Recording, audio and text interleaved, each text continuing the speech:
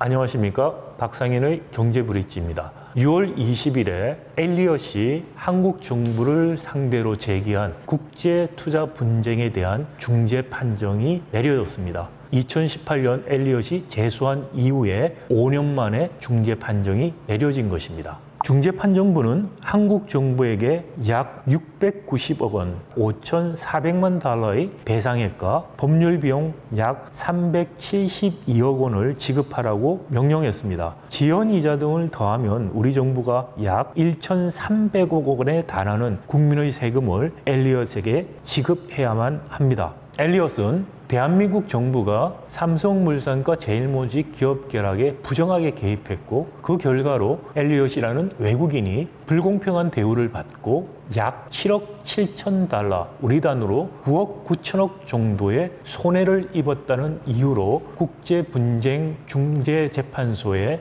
중재를 신청한 것입니다. 중재재판 과정에서 중요한 쟁점은 3가지 정도가 있다고 하겠습니다. 먼저 정부의 부정한 개입이 있었는지 여부입니다. 사실 우리 정부가 삼성물산과 제일모직 기업 결합에 부정하게 개입했다는 것은 논란의 여지가 없었습니다. 이미 국정농단 사건에서 밝혀진 것처럼 당시 복지부 장관과 국민연금 기금운용본부장이 직접적으로 또는 간접적으로 국민연금의 의사결정에 개입했다는 것이 인정되어서 두 사람은 각각 2년 6개월의 징역형을 선고받은 바 있습니다. 법무부가 공개한 보도자료에 따르더라도 국제중재재판부는 이와 같은 상황을 명확하게 인지하고 있었습니다. 둘째, 우리 정부가 한미 FTA에 따르는 최소 기준 대우 의무를 위반했는지 여부입니다. 한미 FTA는 공정하고 공평한 대우와 충분한 보호 및 안전을 포함한 국제간섭법상 외국인에게 인정되는 대우를 최소 기준 대우의 의무로 규정하고 있습니다. 그런데 법무부 보도자료에 따르면 중재재판부는 당시 보건복지부 장관과 국민연금 기금운용본부장의 유죄 실형 확정을 근거로 한국 정부가 이와 같은 FTA 규정을 위반했다고 판단한 것입니다. 근데 과연 그럴까요? 정부의 부정한 개입으로 삼성물산과 제일모직의 기업 결합이 이루어진 것은 사실입니다.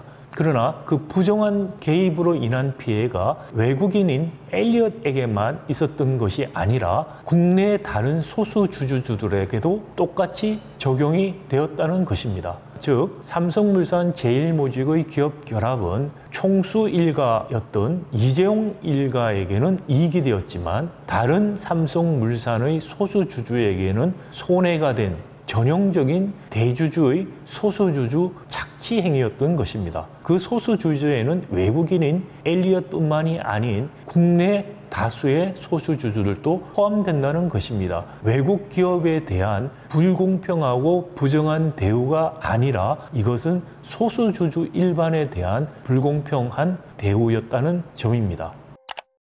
마지막으로 엘리엇이 이런 정부의 부정한 개입으로 인한 삼성물산과 제일모직의 합병 결과로 실제로 손해를 받는지 여부입니다. 사실 양사가 합병하기 전인 2015년 8월에 엘리엇은 보유 중이던 삼성물산 주식 7.12% 중 3분의 2에 해당하는 4.95%에 대해서 주식 매수 청구권을 행사했습니다. 이 당시에 삼성물산은 57,234원의 주식 매수 청구권 행사를 공시했는데요. 엘리엇은 주식 매수 청구권을 행사했으나 대금을 지급받지 않음으로 인해서 이 가격에 대한 협상을 이어가게 됩니다. 그러다가 2016년 3월에 삼성과 합의를 했고 삼성물산을 상대로 제기했던 주주총회 결의 금지와 주식 매수권 가격 조정 관련 소송을 모두 취하했습니다. 그런데 이때 합의한 가격과 내용이 무엇인지에 대해서는 양쪽 모두 사적 계약이라는 이유로 공개하기를 거부했습니다. 그러다가 2017년에 국정농단 사건이 발생한 이후로 엘리엇이 국제 투자 분쟁에 제소를 하게 된 것입니다.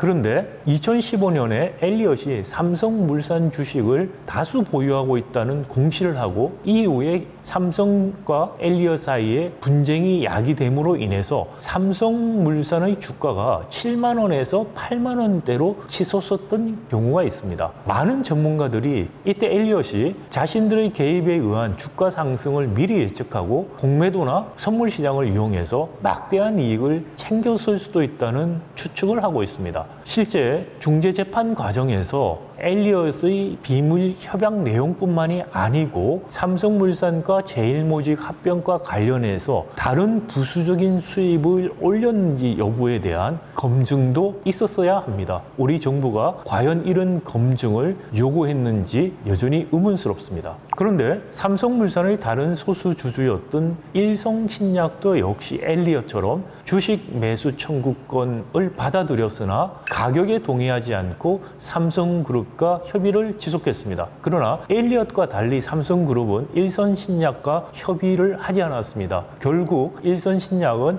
법원에 중재 조정을 신청했고 고법에서 주식 매수 청구권 가격을 삼성물산이 제시한 것보다 9천 원 정도 더 높게 책정을 하라고 공고를 했습니다. 삼성이 불복했고 결국 이것은 대법원에 의해서 고법의 주식 매수 청구권 가격이 확정이 되게 됩니다. 그런데 최근 모 일간지 보도에 따르면 이 확정 판결 이후에 삼성물산이 엘리엇에게 약 724억을 추가로 지불했다는 것입니다. 엘리엇이 요구했던 약 9,900억 정도의 배상 대신에 690억 정도의 손해배상이 이루어진 것은 추측컨대 엘리엇이 매수 청구권을 신청하지 않은 약 2.1% 지분에 대해 대법원의 매수 청구권 가격 확정치를 적용한 결과가 아닌가 생각됩니다.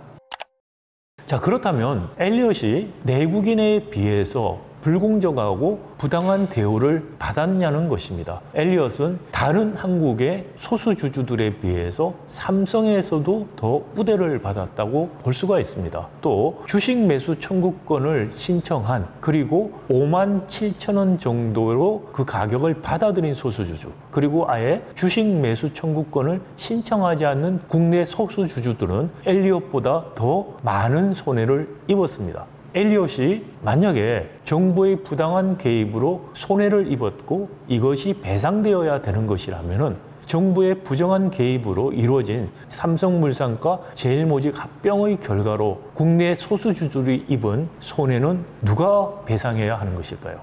엘리엇 사태가 우리에게 주는 교훈은 우리 정부가 국내 소수주주들을 보호하지 못하고 있는 것뿐만이 아니라 국내 소수주주들을 보호하지 못하는 것 때문에 오히려 외국인 투자자에게 국민의 혈세로서 그것을 다시 갚아줘야 한다는 뼈아픈 교훈을 주고 있습니다. 결국은 삼성물산과 제일모직 합병으로 이익을 본 이재용 일가를 위해서 국민의 세금 그리고 소수주주인 일반 국민들이 손해를 보는 그런 결과가 생긴 것입니다. 소수주주들 중심으로 정부의 부정한 개입으로 인한 손해를 배상하기 위한 집단소송도 가능하지 않을까라는 생각을 해봅니다. 그보다 앞서 이런 비극적인 상황이 근본적으로 발생하지 못하도록 법 개정이 필요합니다. 이른바 Majority of Minority Rule, 소수주주 동의제라는 것을 상법에 도입해야만 이런 소수주주의 폐허와 그리고 외국인 투자자들이 이런 기회를 악용해서 이익을 챙겨가고 거기에다가 정부에게 배상까지 하는 관행을 막을 수가 있습니다.